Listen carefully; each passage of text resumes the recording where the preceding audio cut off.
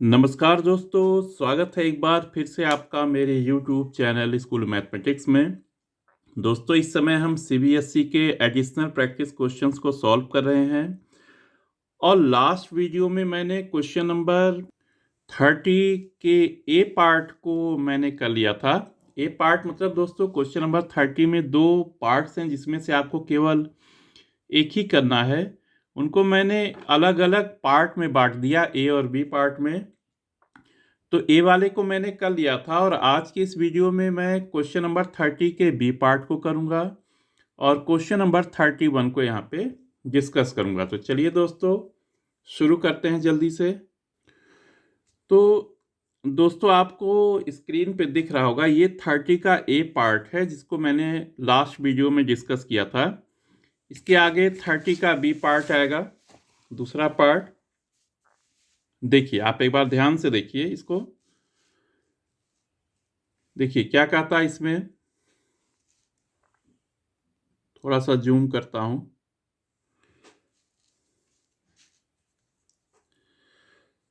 shown below is the feasible region. Feasible region का मतलब दोस्तों होता है सोल्यूशन रीजन। सोल्यूशन रीजन मतलब जितने भी कॉन्स्टेंट्स होंगे जो इनका कॉमन रीजन होगा, कॉमन रीजन जिसके सारे पॉइंट्स सारे कॉन्स्टेंट्स को सेटिस्फाई करेंगे, वो रीजन कहलाता है feasible region of a maximization problem. देखिए, लीनियर प्रोग्रामिंग प्रॉब्लम में या तो मैक्सिमाइजेशन के लिए आता है या मिनिमाइजेशन के लिए। यहाँ पे मैक्सिमाइजेशन है। Whose objective function is given by z equals to 5x plus 3y।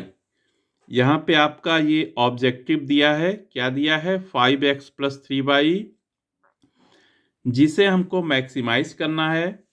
इसके बाद देखिए यहाँ पे ग्राफ भी बना है। ग्राफ में ये हो गया हमारा एक्स एक्सिस, ये हो गया हमारा वाई एक्सिस, ठीक है। और दो लाइंस ड्रॉ किए गए हैं। एक लाइन तो ये हुई जो यहाँ पे देखिए क्या हो जाएगा, 0,4 और 8,0 यहाँ से पास होता है। दूसरी लाइन है दोस्तों, ये जाता है 4,0 और 0,6 से पास हो रहा है। यहाँ पे है 0,0। तो यहाँ ध्यान देने वाली बात है कि ये हमारा जो फिजिबल रीजन या सोल्यूशन रीजन है, ये इन लाइंस के लोअर हाफ प्लेन में है। कहाँ पे है, ये लोअर हाफ प्लेन में है, ठीक है। तो क्या कहता है, list all the constants the problem is subjected to. कहने का मतलब एक तो हमें सारे कॉन्स्टेंट्स को फाइंड करना है। Find the optimal solution of the problem.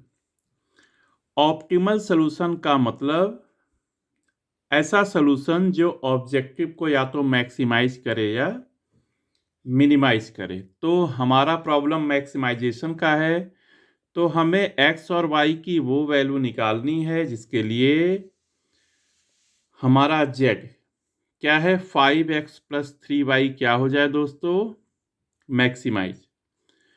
दूसरी बात ध्यान देने वाली यहाँ पे है कि फंक्शन का मैक्सिमाइजेशन या मिनिमाइजेशन कहाँ होता है दोस्तों, वो कॉर्नर पॉइंट्स पे होता है। कहाँ पे हम चेक करते हैं, कॉर्नर पॉइंट्स पे।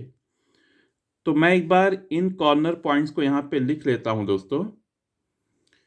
तो यहाँ पे दोस्तों आपको दिख रहा है, देखिए यहाँ पे 0,0 है, यहाँ पे 4,0 है, ये कॉर्नर पॉइंट हुआ। 2,3 है और 0,4 है। तो इन्हीं पे हम चेक करेंगे कि कहाँ पे फंक्शन की वैल्यू मैक्सिमम मिल रही है। तो क्यों ना ऐसा करते हैं कि पहले हम सेकेंड पार्ट को कर लेते हैं, find the optimal solution of the problem. देख लेते हैं किस पॉइंट पे इसमें हमें मैक्सिमम मिल रही है। तो करते हैं दोस्तों इसे। तो ये फिगर भी दोस्तों मैंने बना लिया है। देखिए 0,4,2,3,4,0,0,0। अब हमने यहाँ पे लिख दिया है ऑब्जेक्टिव। ऑब्जेक्टिव हमारा क्या है दोस्तों, यहाँ पे maximize z equals to 5x plus 3y। Corner points 0,0, 402304। तो चलिए एक एक करके चेक करते हैं। यहाँ पे हमने देखिए कॉलम बना रखा है। यहाँ पे एक में है कॉर्नर पॉइंट और एक में है दोस्तों ऑब्जेक्टिव। तो चलिए पहले 0 0 पे चेक करते हैं। यहाँ पे तो कितना हो जाएगा, 5 इंटू 0 प्लस 3 इंटू 0, ये कितना हो जाएगा दोस्तों, 0 हो जाएगा पूरा। ये 0 कितना हो गया, 0। अब 4 0 पे चेक करते हैं तो 5 into 4 plus 3 into 0 equals to हो जाएगा 20। इसके बाद 2 3 पे चेक करते हैं तो 5 इंटू 2 प्लस 3 इंटू 3, ये होगा दोस्तों 10 प्लस 9 इक्वस टू हो जाएगा यहाँ पे 19। और नेक्स्ट है हमारा 0,4 है दोस्तों यहाँ पे। तो कितना हो जाएगा, 5 into 0 plus 3 into 4 equals to हो जाएगा दोस्तों 0 प्लस 12 इक्वस टू 12। तो इसमें मैक्सिमम वैल्यू कौन सी आ गई दोस्तों, मैक्सिमम वैल्यू है यहाँ पे दोस्तों, यहाँ पे है 20। मैक्सिमम वैल्यू आ गई यहाँ पे 20। तो हमारा ऑप्टिमल सोल्यूशन दोस्तों क्या हो जाएगा, यहाँ पे देखिए मैक्सिमम जेड की मैक्सिमम वैल्यू है 20 एट 4,0। तो ऑप्टिमल सोल्यूशन हो जाएगा दोस्तों, ऑप्टिमल सोल्यूशन इज 4,0 या x equals to 4 y equals to 0। तो ये हो गया दोस्तों हमारा सेकंड पार्ट। इसमें क्वेश्चन नंबर 30 के बी पार्ट का सेकंड पार्ट हमने कर लिया। यहाँ पे चलिए हम लिख देते हैं सेकंड पार्ट। अब हम कॉन्स्टेंट्स को पता करते हैं। इसमें है ये देखिए, एक को मैंने L1 नाम दे दिया है, एक को L2 दे दिया है। देखिए ये लाइन पूरी डार्क है, इसका मतलब क्या हुआ कि इस लाइन पे जो पॉइंट्स होंगे वो भी सोल्यूशन में होंगे।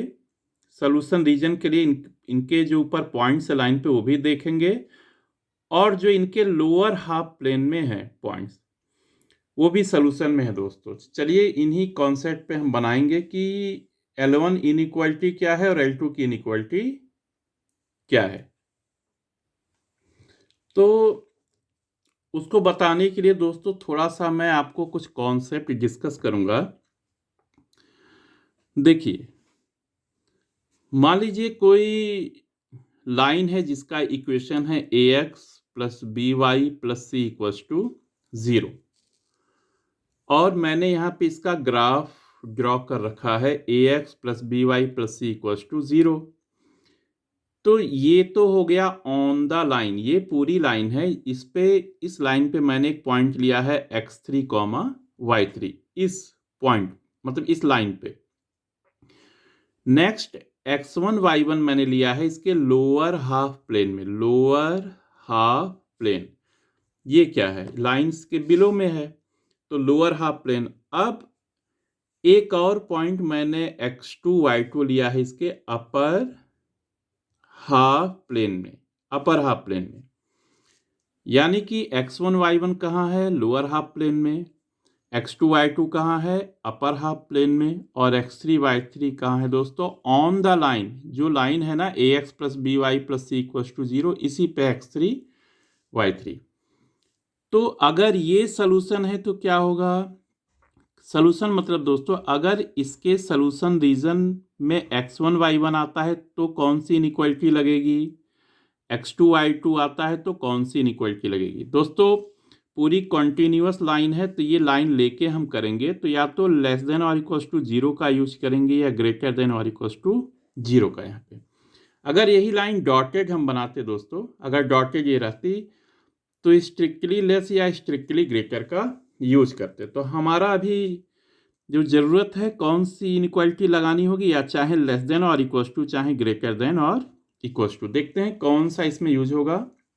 देखिए x1 y1 belong to lower half plane. अगर दोस्तों ये लोअर हाफ प्लेन में, केवल मैं x1 y1 की बात कर रहा हूँ क्योंकि ये लाइन पे नहीं है, तो अगर x की जगह x1 और y की जगह y1 रख के ये पूरा सॉल्व कर दें और ये नेगेटिव आ जाएगा दोस्तों। यहाँ पे देखिए क्या आ जा रहा है, ये नेगेटिव आएगा।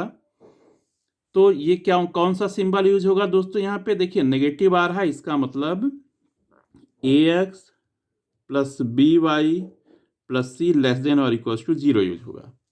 जब भी x1 y1 दोस्तों इसके लोअर हाफ प्लेन में होता है, ध्यान रखना है नेगेटिव ही आएगा। x2 y2 दोस्तों इसके अपर हाफ प्लेन में बिलोंग कर रहा है, तो जब भी आप x2 y2 रखोगे ये हमेशा क्या आएगा? पॉजिटिव आएगा, सिंबल पॉजिटिव आएगा। और लाइन के भी पॉइंट्स को ले लेंगे तो क्या हो जाएगा? ax plus B Y plus C greater than और इक्वल टू 0। इसके बाद देखिए x3 y3 तो इसी लाइन पे ही है, तो यहाँ इनइक्वलिटी वाली बात ही नहीं है, तो क्या हो जाएगा यहाँ पे? ax3 plus B Y three plus C equal to 0। एक बार और मैं रिपीट करूंगा दोस्तों कि x1 y1 अगर इसके लोअर हाफ प्लेन में है, इस लाइन के लोअर हाफ प्लेन में, तो x की जगह x1 और y की जगह y1 रख के आप सॉल्व करोगे तो ये देखिएगा आप नेगेटिव आएगा। ऐसे ही x2 y2 इसके अपर हाफ प्लेन में है, तो आप रख के सॉल्व करोगे तो क्या हो जाएगा? पॉजिटिव होगा। तो अगर x1 y1 इसके सोल्यूशन रीजन में है तो इनइक्वालिटी लेस देन और इक्वल टू की लगेगी।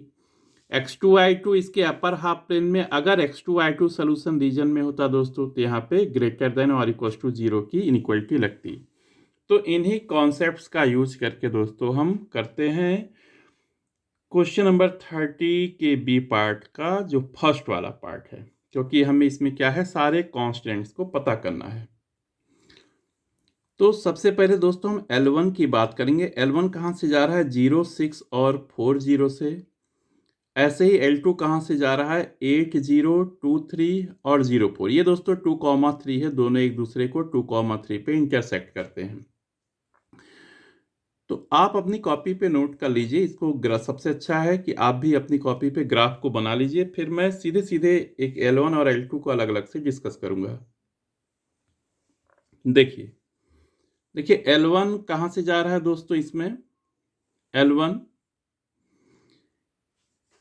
L1 जा रहा है 0,6 और 4,0, मतलब x एक्सिस को कहां पे मिलता है? 4,0 पे, और y एक्सिस से कहां पे मिलता है? 0,6 से। 0 0 कहां है? इसके लोअर हाफ प्लेन में। कहां पे है? लोअर हाफ प्लेन में। क्लियर है? क्योंकि सोल्यूशन रीजन तो दोस्तों इस तरफ है, नीचे की तरफ है, तो हमने उस तरफ 0 0 लिया है। जरूरी नहीं 0 0 लिया जाए, कोई भी आप ऐसा पॉइंट ले लीजिए जो इसके लोअर हाफ प्लेन में हो, क्योंकि जो हमारा ग्राफ है इसमें लोअर साइड में ही मतलब शेडेड किया गया है। चलिए पहले इसका इक्वेशन निकालते हैं। इक्वेशन ऑफ लाइन L1 का equation y minus y1 equals to y2 minus y1 by x2 minus x1 into x minus x1। अब देखिए इसमें x1 y1 मैंने क्या ले रखा है? 0,6। x2 y2 क्या ले रखा है? 4,0। तो हम क्या करेंगे? यहाँ पे x1 की जगह 0, y1 की जगह 6, x2 की जगह 4 और y2 की जगह 0 रखेंगे। तो आप भी दोस्तों करते रहिए इसमें। देखिए y1 की जगह 6 रखा, y2 की जगह 0, y1 की जगह दोस्तों 6, x2 की जगह 4, x1 की जगह 0, x माइनस x1 की जगह 0। फिर क्या होगा यहाँ पे? y minus 6 equals to minus 6 by 4 into X. अब ये कटेगा 2 से, कितना आएगा? 3, यहाँ आएगा 2, माइनस 3 बाई 2। कितना हो जाएगा? y minus 6 equals to minus 3 by 2 into X. अब 2 से मल्टीप्लाई होगा तो कितना होगा? 2y minus 12 equals to minus 3x। This implies 3x plus 2y minus 12 equals to 0। ठीक है, ये तो हमारा लाइन आ गया। लाइन का इक्वेशन, किस लाइन का? L1 का इक्वेशन आ गया। अब 0 0 जो कि कहाँ है? इसके फिजिबल रीजन या सोल्यूशन रीजन में है। कौन है 0 0? और जो कि कहाँ पे है? लोअर हाफ प्लेन में है। तो मैंने बताया कहाँ पे? Lower half plane. और देखिए 0 0 रखने पे नेगेटिव भी आएगा। देखिए 3 इंटू 0 प्लस 2 इंटू 0 माइनस 12। देखिए यहाँ पे आ गया नेगेटिव लेस देन 0। ठीक है ना? 3x प्लस 2y माइनस 12 कितना आ गया? Less than 0। इसका मतलब इसकी इनइक्वालिटी क्या हो जाएगी दोस्तों? इसके पॉइंट्स भी लेने हैं, इक्वल्स टू 0 वाले पॉइंट्स भी सोल्यूशन में होंगे। तो हमारी इनइक्वालिटी दोस्तों हो जाएगी 3x + 2y - 12 लेस देन और इक्वल्स टू 0, ये हो जाएगा। या और इस -12 को दूसरे साइड में ले जाएं तो क्या हो जाएगा 3x + 2y लेस देन और इक्वल्स टू 12। तो दोस्तों ये L1 वाली इनइक्वालिटी हो गई, पहला कॉन्स्टेंट्स हो गया। ठीक, अब इसी पे हम दूसरा कांस्टेंट भी फाइंड करेंगे। अब L2 देखिए, इसमें क्या है दोस्तों, L2 में क्या है, यहाँ पे एक तो है 0,4 और यहाँ पे है 8,0, x1 y1 0,4, x2 y2 8,0, 0 0 इसके भी लोअर हाफ प्लेन में है और सोल्यूशन रीजन में है दोस्तों। तो पहले हम L2 का इक्वेशन निकाल लेते हैं उसी तरह से, y - y1 = y2 - y1 by x2 - x1 into x - x1। अब वैल्यूज रखिए, तो y1 की जगह हमने क्या रखा 4, फिर y2 कितना है 0, y1 है 4, x2 है 8, x1 है 0, x - 0। तो कितना हो जाएगा y - 4 = -4/8 इंटू एक्स। चलिए हम डिवाइड करते हैं, 4 से 1 आएगा, यहाँ पे आएगा 2 आएगा। तो y - 4 = -1/2x, इसको थोड़ा सा आप सिंपल बनाइए, 2 से मल्टीप्लाई कर दीजिए, 2y - 8 = -x, और -x को यहाँ पे ले आएंगे दूसरे साइड में तो कितना हो जाएगा x + 2y - 8 = 0। अब 0 0 इसके लोअर हाफ प्लेन में है। ठीक, तो एक बार 0 0 रख के देखिए, x की जगह 0, y की जगह 0, -8 ये आ गया -8 जो कि क्या है लेस देन 0 है। तो लेस देन 0 से दोस्तों यहाँ पे नेगेटिव है, तो क्या हो जाएगा इसमें inequality x + 2y - 8 less than और इक्वल्स टू 0, क्योंकि इसका सोल्यूशन रीजन कहाँ है, इसके लोअर हाफ प्लेन में है। अब -8 को हम यहाँ भेज दें तो क्या हो जाएगा x + 2y लेस देन और इक्वल्स टू 8। तो ये हो गया दोस्तों सेकंड कांस्टेंट ये हो गया। अब एक चीज ध्यान रखना है दोस्तों कि x और y हमेशा जो हमारा सोल्यूशन मिलता है हमेशा फर्स्ट क्वाड्रेंट में मिल रहा है, तो x y हमेशा 0 और 0 से ग्रेटर होते हैं, और ये भी दोस्तों कांस्टेंट्स के पार्ट होते हैं। जैसे हमने क्या क्या फाइंड किया यहाँ पे, एक तो देखिए अभी निकाला है x + 2y लेस देन और इक्वल्स टू 8, ये आया है। और दूसरा क्या आया था दोस्तों, यहाँ पे देखिए 3x, कितना आया था 3x + 2y लेस देन और इक्वल्स टू 12, और यहाँ पे क्या है x ग्रेटर देन और equals to y greater than और इक्वल्स टू, ये हो गए कांस्टेंट्स। तो दोस्तों ये फर्स्ट पार्ट का सॉल्यूशन हो गया इसके। ठीक, तो ये कंप्लीट हुआ दोस्तों क्वेश्चन नंबर 30। अब आते हैं क्वेश्चन नंबर 31 पे। देखिए 31 में क्या है, a company follows a model of bifurcating the task into the category shown below. देखते हैं दोस्तों क्या है इसमें, कंपनी कैसे टास्क को डिवाइड करती है, बाइफरकेट करती है, देखते हैं इसमें। देखिए एक है अर्जेंट, रो में क्या दिया है अर्जेंट नॉट अर्जेंट, कॉलम में दिया है इंपॉर्टेंट और नॉट इंपॉर्टेंट। तो यहाँ पे जो आएगा देखिए अर्जेंट इंपॉर्टेंट, इसका मतलब यहाँ वाला अर्जेंट एंड इंपॉर्टेंट होगा, यहाँ वाला अर्जेंट नहीं है नॉट अर्जेंट बट इंपॉर्टेंट। ठीक है, यहाँ पे क्या हो जाएगा अर्जेंट तो होगा, अर्जेंट यहाँ देखिए कट किसको कर रहा है, एक अर्जेंट और नॉट इंपॉर्टेंट, और यहाँ not urgent and not important इसको करेगा।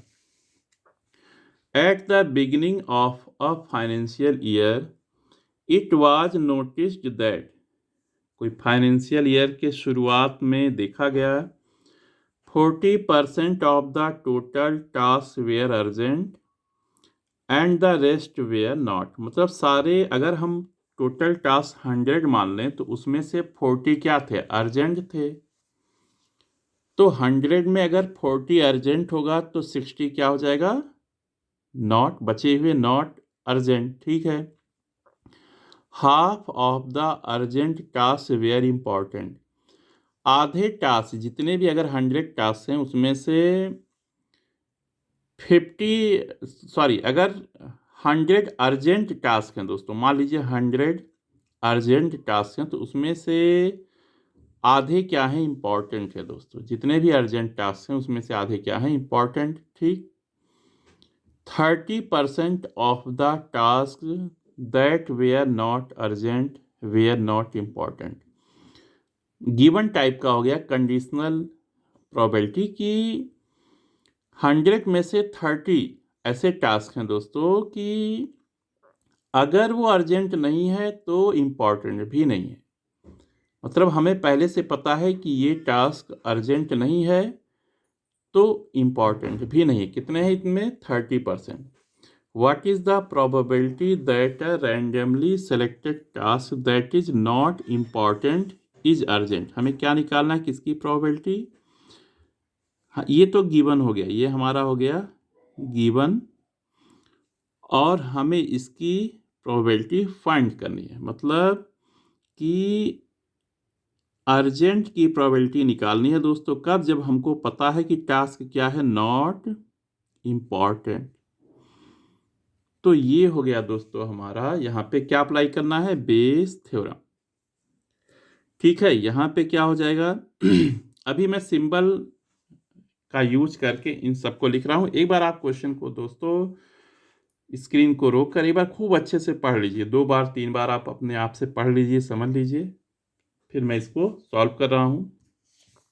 ठीक है, आपने देख लिया होगा दोस्तों, तो शुरू करता हूँ मैं। देखिए आप यहाँ पे